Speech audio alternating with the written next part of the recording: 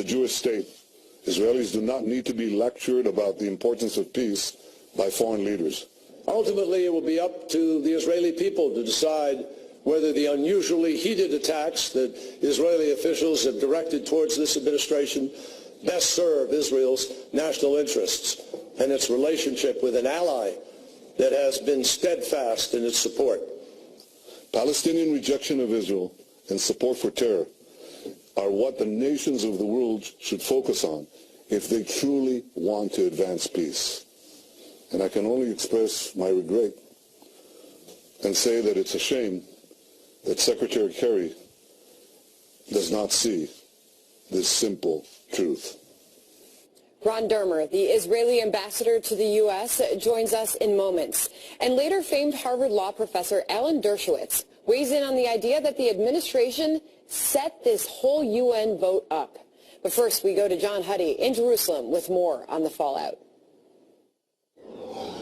Sandra, tonight's speech is perhaps the climax of several days of fierce political battle and fiery political rhetoric over Friday's UN resolution vote. And there's been no love lost between Israeli Prime Minister Benjamin Netanyahu and Secretary of State John Kerry. Now, along with Prime Minister Netanyahu, other Israeli leaders are also firing back against Secretary of State Kerry. One Israeli official told me that while the Middle East burns, Secretary of State Kerry talks about home construction, and another senior Israeli official said that he questions if the Obama administration truly understands what's happening on the ground here.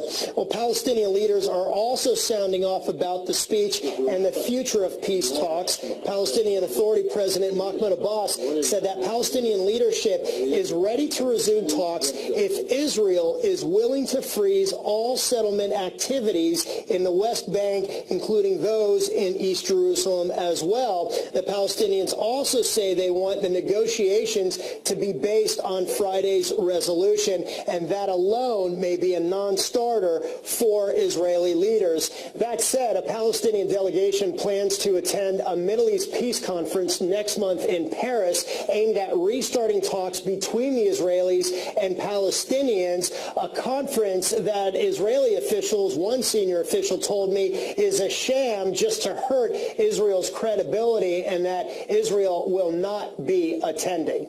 Sandra. John Huddy, thank you. Joining me now to react, Ron Dermer, the Israeli ambassador to the United States. Ambassador, thank you for being here tonight. Good to be with you, Sandra. We're hearing from you, one of the first reactions from you to the Secretary of State's speech today. It was a long speech. He was clearly showing his frustrations. We've heard Benjamin Netanyahu respond. John Kerry lashing out at the so-called settler agenda. Your response? Well, look, first of all, this is not new. I've been in this capacity as ambassador for over 3 years. Before that, I was the senior advisor to the Prime Minister. And so we've been working with this administration for the last 8 years. And in 2009, we had a crisis over the whole question of settlements. So this has nothing to do with this or that Israeli coalition or what has happened over the last 8 years, or even Netanyahu himself. This administration, President Barack Obama, came into office thinking that the whole reason why we don't have peace with the Palestinians is because of the question of settlements. I remember we had just finished this war in Gaza where we had thousands of rockets that landed on our heads, and that was a few years after we had withdrawn from Gaza and uprooted, not frozen, uprooted 21 settlements. And all of a sudden, in the early days of the administration, as the Prime Minister came to Washington, this became the be-all and end-all. You have to do something on the issue of the settlements. And guess what the Prime Minister did? He did a freeze. And what happened? The Palestinians stayed out of negotiations. So this is not a new story. This is not the building up of all sorts of years and some new policy. It was deeply disappointing that this administration, in its waning days, laid the blame for the failure to achieve peace at Israel.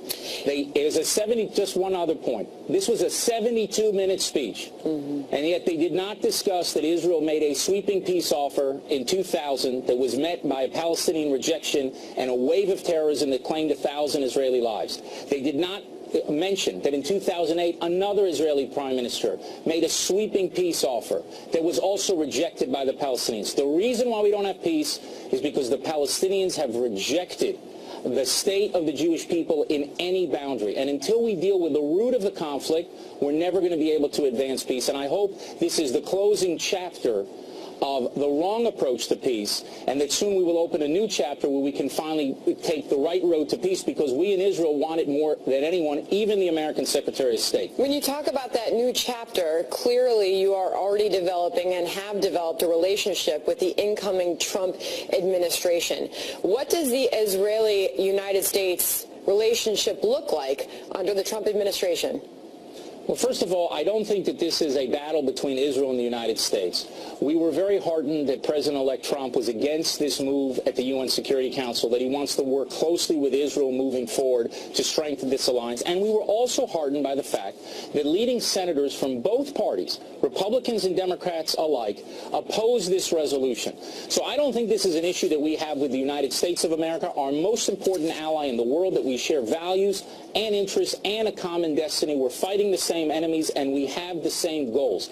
And I believe with the new administration, with bipartisan support in Congress, we will work to advance peace and security. I do not think there'll be daylight between the U.S. and Israel, and we look forward to having that conversation and seeing what we can do to reverse this resolution, mitigate its dangers, and get about the business of actually advancing peace, which hasn't happened for the last 8 years, not because of Israel, because we haven't had a Palestinian leadership that wants to make peace, and unfortunately, a U.S. administration that has blamed the wrong party for the failure to advance peace. And I want to get to Prime Minister Benjamin Netanyahu's reaction to the speech, because he really ripped into it, saying, quote, it was skewed against Israel. He said it obsessively dealt with settlements, barely touched upon the root of the conflict, which he described as Palestinian opposition to a Jewish state in any boundaries. And we actually had our brain room dig into this speech, Ambassador, finding that Iran was mentioned once, Hezbollah was mentioned once, Hamas was mentioned 4 times, terrorism 7 times, occupation 13 times, settlements 26 times, to the point of your Prime Minister. Well, obviously, that was just a continuation of the policy for many years and this obsessive focus on the settlements. I'll tell you one thing that bothered me more than anything else of the speech. I heard the Secretary of State go after this coalition as being the most right-wing coalition in Israel's history, and this is the reason why we don't have peace. There is another coalition, and it's a coalition of the Palestinian Authority with Hamas, which is a terror organization that is openly committed to Israel's destruction and whose charter calls for the murder of Jews worldwide.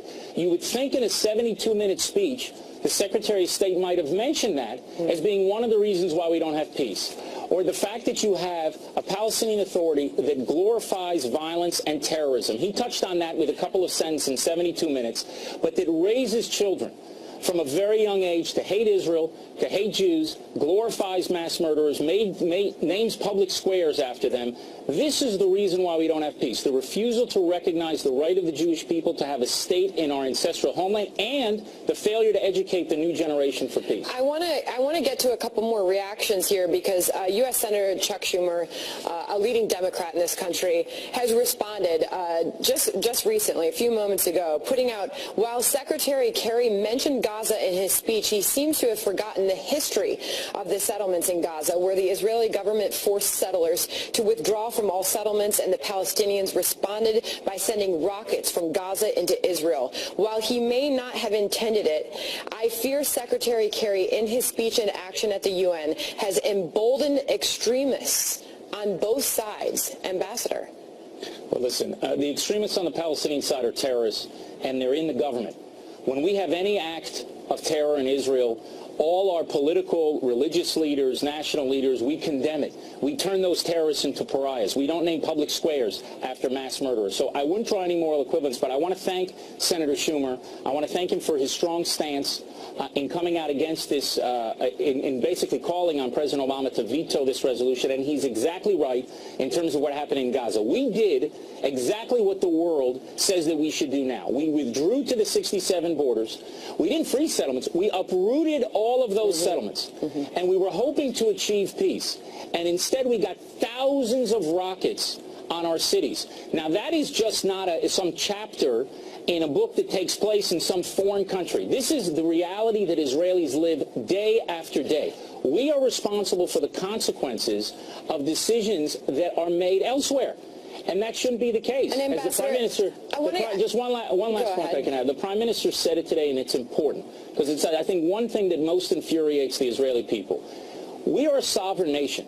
We have to make the tough choices that affect our own security and our own lives. We want peace more than anyone else in the world because it's our children who go into battle to defend our country, and we would like to see that day come when we can live in peace with all our neighbors.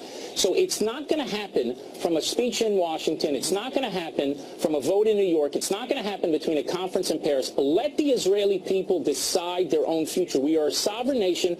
Respect the democratic will of the Israeli voters to make the choices necessary for our future and our children's future. We're the ones who have the most skin in the game. We're the ones who most want peace. That being said, Ambassador, you as well as the Prime Minister have charged the Obama administration with being behind the push for this resolution.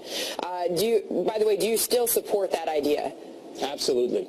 And right now, top Obama aide is suggesting that you are putting that out there and that the Prime Minister is putting that out there as merely a distraction. That's the Deputy National Security Advisor, Ben Rhodes, is now saying that. If you have the evidence, which we are told you have ironclad evidence, why not turn it over right now? Reveal this to your people. Reveal this to the American people. Well, I'm not the master of fiction. Ben Rhodes is. I can tell you we will present that evidence to the new administration through the appropriate channels. It's sensitive information. I think a new administration will take a look at it, and there's just no question about it. When a Prime Minister of Israel goes on international television and says he has clear evidence, believe me, he's got clear evidence. I've never even heard him make such a claim. I know 100% that the Prime Minister is right. We will give it to the new administration, and they can decide whether or not they want to show it or choose to share it with the American people. Ambassador Dermer, thank you for coming on tonight. Thank you. Breaking tonight, we received word a short time ago that Oscar-nominated actress Debbie Reynolds has died at the age of 84. Tragically, her death comes just one day after her daughter, Carrie Fisher, passed away after suffering from heart failure at the age of 60. Reynolds was a legendary entertainer best known for her role in Singing in the Rain, was rushed to the hospital earlier today after suffering a medical emergency. She's also known for the 1964's The Unsinkable Molly Brown, for which she received an Oscar nomination. TMZ reporting Debbie Reynolds' final words as "I want to be with Carrie." Coming up, more on what the final weeks of the Obama administration could have in store for Israel. With Prime Minister Netanyahu now slamming an apparent about-face from the White House as he accuses them of secretly engineering the terms of what's now being called an anti-Israel resolution. Famed Harvard law professor Alan Dershowitz says Obama's actions are akin to stabbing Israel in the back. He joins after the break. Plus, are the Obama administration's actions just pushing Israel closer to President-elect Trump? That debate ahead. I'm very, very strong on Israel. I think Israel's been treated very, very unfairly by a lot of different people.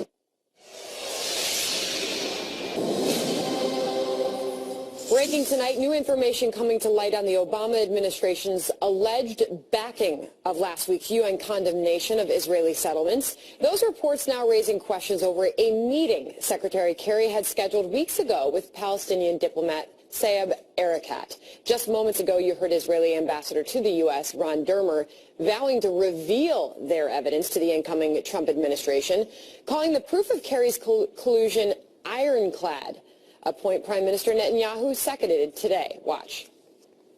We have it on absolutely incontestable evidence that the United States organized, advanced, and brought this resolution to the United Nations Security Council. We'll share that information with the incoming administration. Some of it is sensitive. It's all true. You saw some of it in the protocol released in an Egyptian paper. There's plenty more. It's the tip of the iceberg. With more on how this story continues to develop, we go to Trace Gallagher from our LA newsroom. Hey, Trace. Hey, Senator, the White House says it abstained from the UN resolution condemning Israeli settlements because it undermines the peace process. But the administration vehemently denies reports in both Egyptian and Israeli media claiming Secretary of State John Kerry discussed the UN resolution during a meeting with top Palestinian officials, including Palestinian Secretary General Saeb Erekat. A U.S. National Security Council spokesman called the report a fabrication, saying the meeting never occurred. Though even the State Department website says that Kerry and Erekat were set to meet on December 12th, which is around the time of the report. And now that Israeli Prime Minister Netanyahu has upped the ante, saying he has ironclad proof the U.S. was behind the resolution, the White House appears to be adjusting its denial, saying it did not draft or introduce the resolution. But today, Secretary Kerry appeared to indicate the U.S. was involved in negotiations about the resolution. Watch. We made clear to others, including those on the Security Council, that it was possible that if the resolution were to be balanced and it were to include references to incitement and to terrorism, that it was possible the United States would then not block it. After Kerry's speech, Palestinian President Mahmoud Abbas released a statement that reads in part, quoting, "The minute the Israeli government agrees to cease all settlement activities, the Palestinian leadership stands ready to resume permanent status negotiations." Israeli Prime Minister Netanyahu called Kerry's speech unbalanced. And through all of this back and forth, President-elect Trump is gaining Israeli support. Today, Trump tweeted, quote, "Stay strong, Israel. January 20th is fast approaching." In return, Netanyahu wrote, "President-elect Trump, thank you for your warm friendship and your clear-cut support for Israel." You'll recall throughout the GOP primary, Donald Trump was heavily criticized by his opponents as being anti-Israel. Sandra. All right, Trace, thank you. Joining me now with more, Harvard Law professor Alan Dershowitz. Alan, good to see you. Thank you for being here. Thank you. What can you tell us? I mean, do you believe that there was collusion here? Well, I think it's obvious. First of all, if the United States did not have any role in helping this go through, it would show that we've abdicated responsibility. Well, the White House of course we denying that had they some were role, involved. but of course they had a role, and there will be congressional hearings, and Ben Rhodes will have to raise his hand and swear under oath, and when he is cross-examined, he is going to acknowledge exactly what role he played, what role Vice President Biden played, what role the President of the United States played. This could not have happened without the complete support and encouragement of the United States. And this sets back the peace process enormously. Secretary Kerry, who I know well and who means well, has now discouraged the Palestinians from coming forward and negotiating, because what basically he said to them is, it's not your fault, it's the Israelis' fault. And now the Palestinians have said they have a clever answer.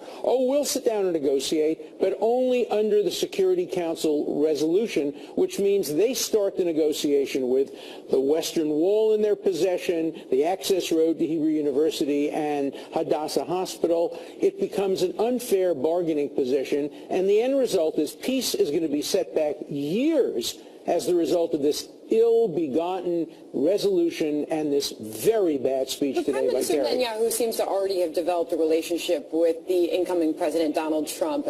Are you saying, from your perspective, that so much damage has been done that there's not much that Donald Trump can do come January 20th? Because he is promising a lot. Well, President Obama deliberately and undemocratically tied the hands of his successor by having a resolution of the Security Council that cannot now be undone because of the veto power. And it is so undemocratic for a lame duck president, when Congress is not in session, to take out his anger and pique at another country by tying the hands of the incoming president. It's going to make peace much, much more difficult to achieve. And this speech today, the idea that Secretary Kerry would talk about Israel not wanting to make peace, not mentioning that it offered a two-state solution in 1937, 1948, 1967, 2000, 2005, 2008, every time the Palestinians have rejected it. You wouldn't know that with John Kerry's rewriting of history. This speech should win an Academy Award for Best Fictional Presentation. Wow. And you've already gone on the record calling it meaningless and a tragic missed opportunity. It's much worse than that. It's dangerous because it tells the Palestinians, you don't have to negotiate. You don't have to make painful compromises. We'll give you a state in Paris. We'll give you a state at the UN. You don't have to negotiate with the Israelis. Now they've said they will negotiate with the Israelis, but the Israelis have offered them open-ended negotiation for the last several years. They've never taken them up on it. Just a few weeks to go now with the Obama administration.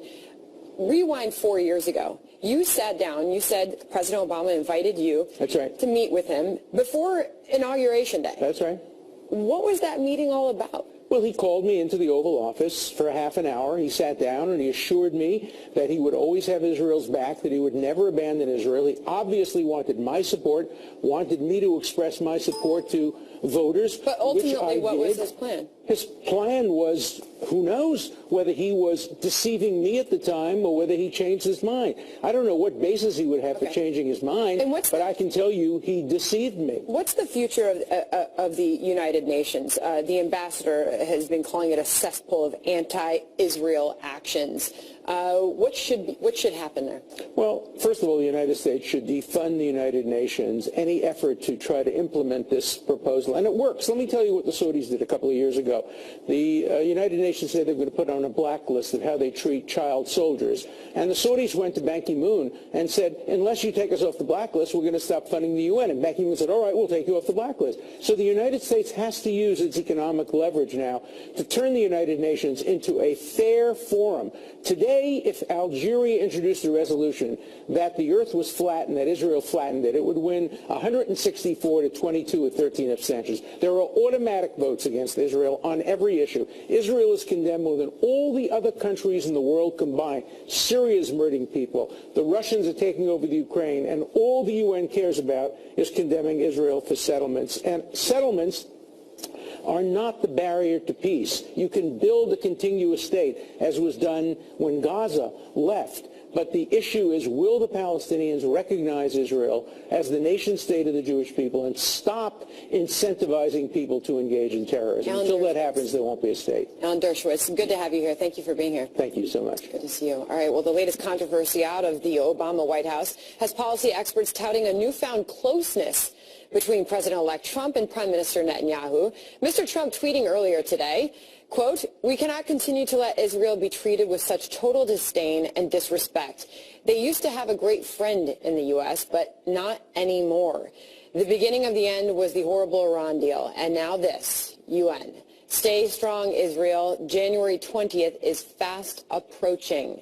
Here to debate whether a Trump presidency will produce a thaw in the newly chilled relations, senior advisor to the presidential transition team, Katrina Pearson, is here. Good to see you. And national security and foreign policy analyst Arash Aramesh. Good to have both of you. Thank you, Sandra. Arash, it does appear that things continue, that the relationship here, it has worsened.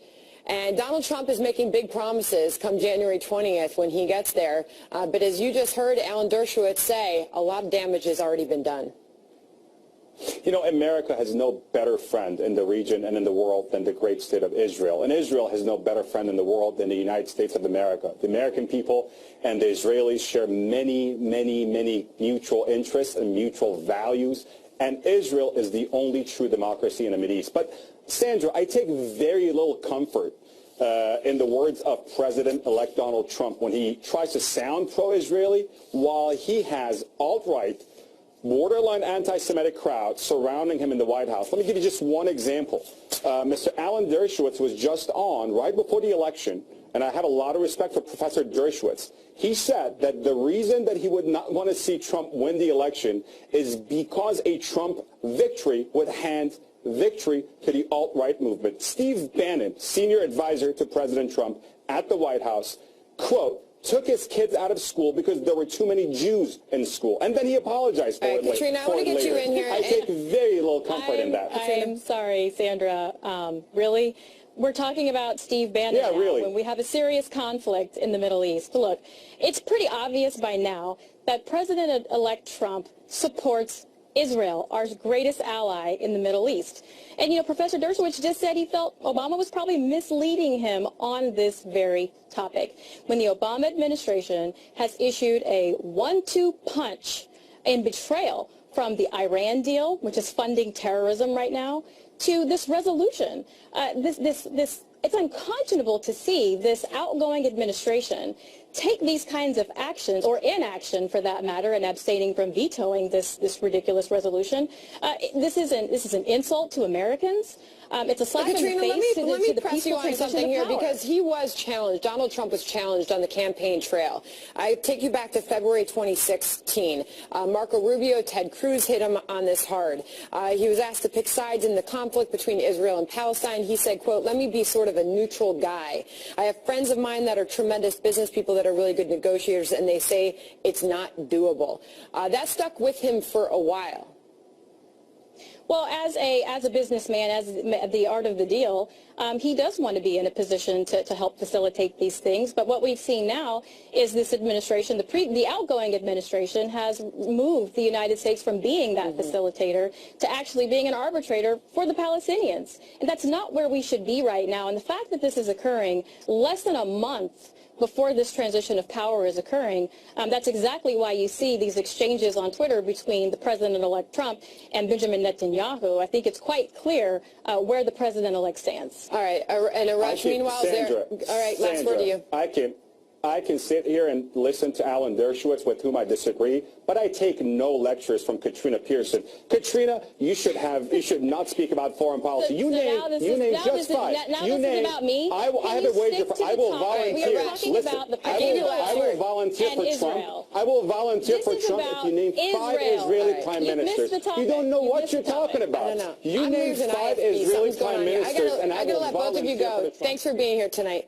Still ahead, I really was losing IFB. I couldn't hear you guys. A Muslim woman and immigrant publicly explains why she voted for Donald Trump, and now she says she's coming under verbal assault from a former colleague and Georgetown University professor because of it. Azra Nomani is here to share her story. Plus, the Obama administration is preparing to announce retaliation against Russia over its cyber interference in U.S. elections. But is this move just intended to box President-elect Trump in? We debate. Breaking tonight, Fox News now confirming reports that the Obama administration is going to formally retaliate against Russia for cyber interference in the U.S. election at some point tomorrow.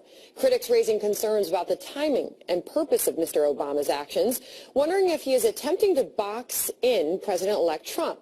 White House correspondent Kevin Corke reports from Hawaii. Kevin? Sandra, good evening. In simple terms, it's a parting shot at Putin.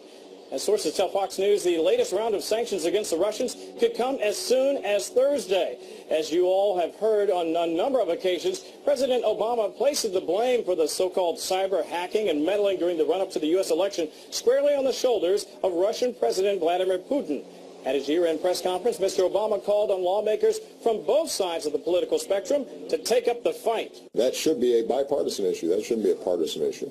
And my hope is that the president-elect is going to similarly be concerned with making sure that we don't have potential foreign influence in our election process. I don't think any American wants that. That shouldn't be a source of an argument. While there's little argument on Capitol Hill about whether or not the Russians should face some sort of consequence for interference during the run-up to the election, there is, however, Sandra, strong disagreement over whether or not this administration should be the one to mete out justice. The bottom line is you need to hit Russia in a sustained fashion. So if Obama tries to do something going out the door that's not sustained, then you send the wrong signal. Here's what I would prefer.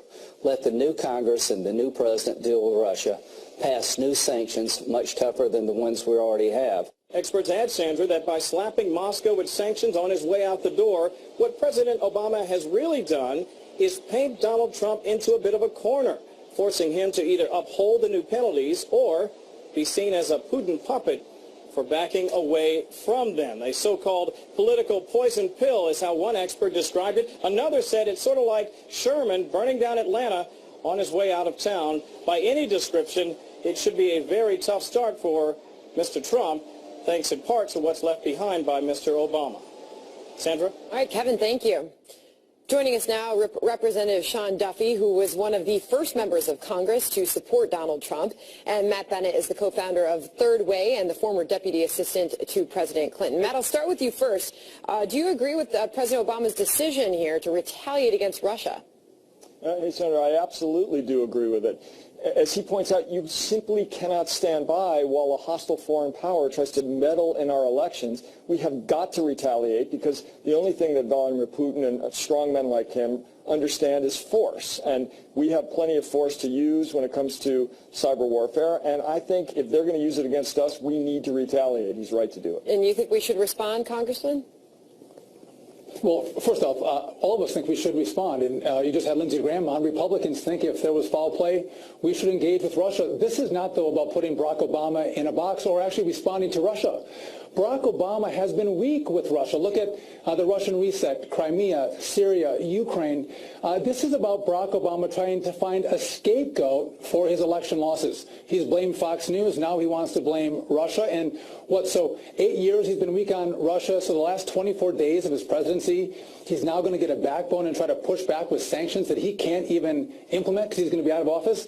This is foolish. Doesn't make any sense. Let the new Congress come in. Let Donald Trump come in, and let's work together and deal with Russia as a new government. I mean, what do you think of that, Matt? I mean, why do this now? Why not wait for the incoming administration to deal with this?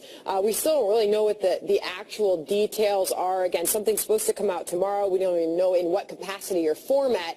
But until we see those details, you do wonder about the timing of this. There's only 3 weeks left of this administration. Well, I don't wonder. There's 3 weeks left of this administration. I think it's taken too long as it is. I mean, we had several weeks ago all 17 American intelligence agencies come out together and say that it was clearly the Russians that were involved in hacking our elections and trying to impact the outcome of our election. So this is clearly the correct move for the president to take, and he is still president. We have one at a time in this country. And if you looked at the president-elect's comments today, they were totally incoherent. He said, I don't know, there's computers and there's speed. And he issued a statement that made no sense at all. So I have no faith that Donald Trump will do anything. And I think it's appropriate for the president to take action while he's still in office. And is it fair to say, Congressman, that we do need to look at this. We need to find out and learn from it so that this doesn't become a problem, a habitual problem. It doesn't happen again in the near future. Sandra, absolutely. And that's why Republicans, myself included, have stepped forward and said we have to engage in an investigation and hold Russia accountable. I think the misconception here, though, is from the left-wing media and from Barack Obama is to say that this involvement from Russia, whether it was with the DNC or with Podesta's emails, had any real impact on the election results last November. You saw the American people come out and vote on jobs and the economy and the southern border and foreign policy. That's what drove them to the ballot box to vote for Donald Trump to make America great again. It was not anything that came out from the silly and foolish emails from the DNC. We didn't really care that the DNC was supporting Hillary Clinton over Bernie Sanders, or that there was internal turmoil in the Clinton campaign that we saw from the Podesta emails. So to think that we're going to drive a story that makes the American voter think that Russia actually influenced our election is, I think, is a misdirection. And again, let's get all the facts. Let's let the new Congress actually come up with sanctions that are appropriate for the actions that Russia took. I think what Obama's doing here, the last 3 weeks, as you mentioned, to try to impose sanctions that he actually can enforce because he's going to be out of office is foolish. Yeah. And again, he's been a weak president on Russia, and now get a backbone and be strong. And in the Matt, last it does make you look days, at the transition process as a whole. And President Obama sat there with Donald Trump that day after the election and said he promised a smooth transition. It's hard to look at the timing of this and think that that's falling into the category of smooth. I've got to leave it there. Both of you, thanks for joining us tonight, Congressman. Right, thanks, Senator. Timing is everything. Live TV coming up. Actress Leah Remini inviting more heat from the Scientology community after the latest episode of her docu-series turned its focus to the FBI and reports of forced abortions. Those details ahead. Plus, after Muslim American Asra Nomani, penned a piece in the Washington Post about her support for Donald Trump, she claims she was the subject of unrelenting abuse from a former colleague. Asra joins us next. Developing tonight, a political feud between once cordial former colleagues is now playing out in a bitter public showdown. Last month, Azra Nomani publicly proclaimed support for Donald Trump in a Washington Post op-ed titled, "I'm a Muslim, a woman, and an immigrant. I voted for Trump." Since then, Nomani says she's been verbally harassed by Georgetown University Associate Professor C. Christine Fair, who's expressed outrage and disgrace through a series of private Twitter exchanges, saying things like, quote, "I've written you off as a human being. Your vote helped normalize Nazis in D.C. What don't you understand, you clueless dolt?" Another reads, quote, "You're a fame-mongering clown show. You voted for a hateful bigot. You now want civility and respect. You are responsible for this." The Kelly File offered Christine Fair an opportunity to appear on this program to respond, but she politely declined, citing threats from some of Mr. Trump's supporters and concerns for her safety. Fair disputes Nomani's claim, saying in part, quote, "I made it clear that I did not want to engage her. I have a right to disagree with a public figure who has defended as bravery what others like myself find indefensible." Joining me now is Azra Nomani, author of Standing Alone, An American Woman's Struggle for the Soul of Islam. Azra, thanks for being here tonight. Thank you. Do you mind telling us a little bit about what happened here? This was somebody who you used to know, you used to work with. You put out this piece speaking publicly, showing your public support for Donald Trump. And then she did what? Well, you know, this feud, as you call it, you know, is something that I think is playing out in so many homes and so many families. And so I chose to speak out because what happened is that Christine Fair wrote to me on Facebook, that wonderful medium, and said, "We're done," after I had published my piece. I said, okay, that's fine. You know, I've lost a friend, but that's how it goes.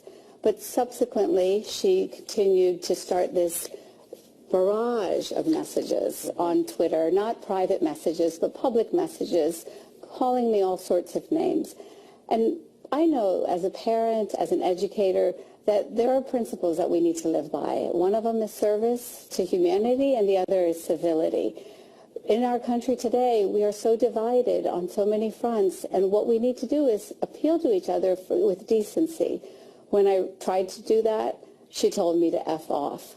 And I think that what we need to do is ultimately look into each other's hearts, try to understand each other, and speak to each other with civility. And as we told you, we invited her on the program tonight to get her side of the story as well. She was originally going to come on, but she said she's now facing threats from Trump supporters because of what she has done here and because of what you have said that she has done.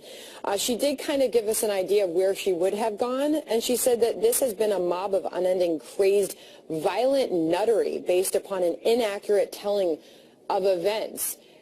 Is it possible that you see this two completely different ways and it's being interpreted differently by both of you? Well, I think, you know, this is the dynamics of bullying. A bully will always try to turn the facts so that they become the victim. And unfortunately, that's what we have going on here. I appealed to Georgetown University to intervene because this is not just a private citizen. This is an educator, and this is a place that I care about as an institution. This is a principle that we have to stand up for in all of our families, in our communities, in our workplaces, that bullies cannot demean others. Do you think she should be fired? I would never go that far with anybody because I ultimately have hope for salvation, and I ultimately have forgiveness in my heart and compassion. I know that the anger that many people feel over the election of Donald Trump comes from a place of pain. And I know that what we have to do as a country is find healing. But there's no excuse for demeaning others. And that's what I wanted to stand up for. Ultimately, what I hope is we can all be safe. I would love to just know what your life has been like. This is obviously part of it, the story you're telling us tonight. Since you openly showed your support for Trump as a woman, as a Muslim. Well, Sandra, you know, I'm speaking to you. My breath sometimes stops at my chest because this is not a difficult conversation to be had. I have had many people who have, you know, told me that I'm a traitor to my Muslim community, to America. As a young girl, I came to this country at 4, not knowing any English. I have never felt unwelcome in this country. But after this election, my fellow liberals, unfortunately, have turned me into an enemy as if I had horns on my head. And that's not a comfortable feeling. But ultimately, I do believe that we all have our civic duty to vote as we wish. And whatever struggle there is, I know that it makes my soul stronger, and that's what I hope for everybody, that withstands this kind of assault with grace, because that's what we must ultimately do. All right. Well, clearly it's been a struggle for you to tell your story. Thank you for coming on tonight and telling it to our audience. Thank you so much, and I wish well to everyone. All right. Well, coming up, actress Leah Remini, an outspoken critic of the Church of Scientology, turns her focus to the FBI in the latest explosive episode of her A&E docuseries, Scientology and the Aftermath. We have a report on this next.